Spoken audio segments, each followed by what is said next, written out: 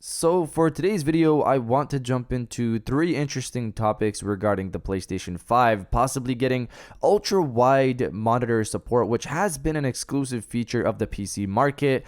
Ghost of Tsushima reviews are in, and I want to look at those because at this point, I've badgered you guys with my excitement for this game, so we have to talk about this for a few minutes. And finally, we'll also look at Xbox's latest information drop, flexing their SSD tech. First, let me know if you're picking up Ghost of Tsushima Day 1. The game is dropping this Friday, and I might honestly take the day off and play it because I have been waiting for this game for some time now. So let me know if you're picking up Ghost of Tsushima this Friday or not. Let me know down in the comments below. Now, diving into the first story of the video, Ghost of Tsushima reviews are in. I'm not going to go through each review out there, but I'll give you guys a culmination of thoughts from what I've heard and read online in regards to the game to give you a snapshot of what you'll be getting yourself into this Friday if you're picking up the game. So right now the game is sitting at an 84 on Metacritic as of recording this video, which is a very solid score. I'm not sure why there are some people out there trying to play it off as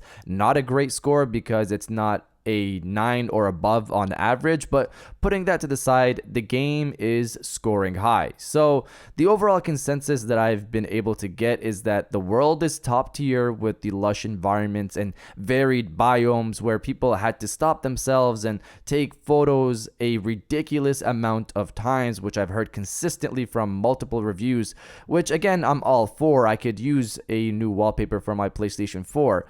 The gameplay has also been praised heavily with the combat style changes you have, the strategic thought patterns you develop after fleshing out the game's combat advancements as you progress through the game. So I want to note these two things, the world and the gameplay, have already sold me on the game, by the way. But to continue, the story is also good from what I've been hearing. I don't think many people went into details for this one, but it's been positive feedback for the most part. Not anything mind-blowing, but not bad by any means, which is perfectly fine for me.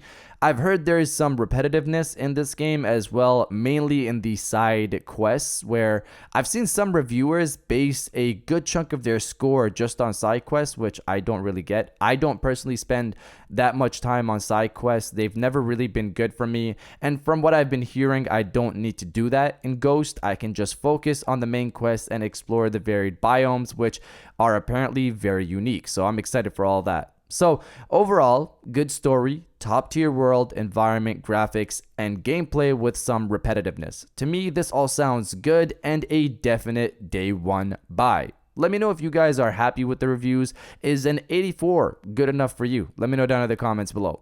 Now, diving into the second story of the video, this SSD velocity architecture conversation. So, Microsoft released this information drop with a trailer showcasing the velocity architecture, and I'm not really sure, but I don't think there is new information here, but probably some better insight into how this architecture works. This isn't the video to dive into all of this stuff. There's channels out there that do it better, but it's just interesting to see the responses from fans. I said this earlier today, when we're talking about the SSD, it becomes a conversation beyond just the numbers, but when teraflops are the topic of discussion, the numbers are all that matter. I'm not sure why that's the case. Realistically, 4K 60 is a possibility for a lot of games coming next gen. Even 120 frames per second is also coming into the light with these upcoming platforms. It's up to the developers whether they want to move performance over to visuals and decrease frames, or move it to frames and decrease visuals, or offer that ability to the end user.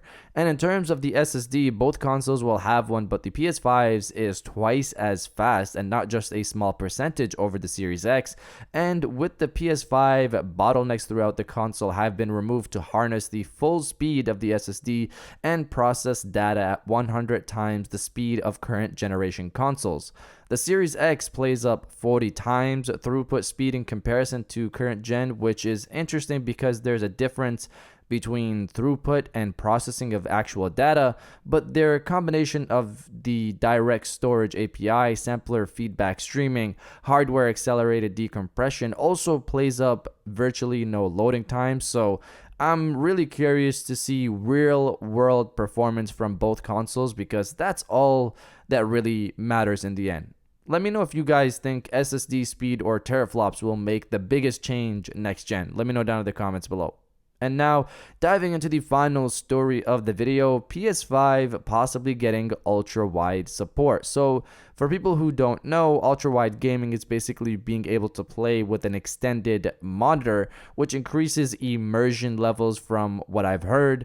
This, of course, isn't an easy thing to do because it requires an increase in graphics capability, and the developers of the game you want to play in ultra-wide also have to support it. But where does this lie with today's story? So, a promotional blurb from electronics maker Philips has been making the rounds for their 34-inch Momentum ultra-wide gaming monitor. The blurb basically teases using their TV for next-gen consoles, hinting at the possibility that ultra-wide gaming will be supported by these upcoming platforms. Let's read the statement and talk about it afterwards. So, reading from website Notebook Check, it seems many gamers have been visiting social networks lately to ask about options for televisions or monitors that would offer them the most enjoyment when combined with either a PlayStation 5 or Xbox Series X next-gen console. Philips has delivered up a potential choice in the form of the 345 M1CR Momentum ultra-wide gaming monitor, which, according to the marketing blurb, will help take your console gaming experience to a new level. So the reason why people are relating this to consoles, the next gen consoles, is because of that sentence there, take your console gaming experience to the next level. So on PlayStation 4 or PlayStation 4 Pro, there isn't support for ultra wide because, as I stated earlier, it requires more power to pull off something like this from my understanding. But with the power that's coming with the PlayStation 5 and of course the Series X, you would think this could be possible, and based off this promotional blurb, it sounds like it could be coming.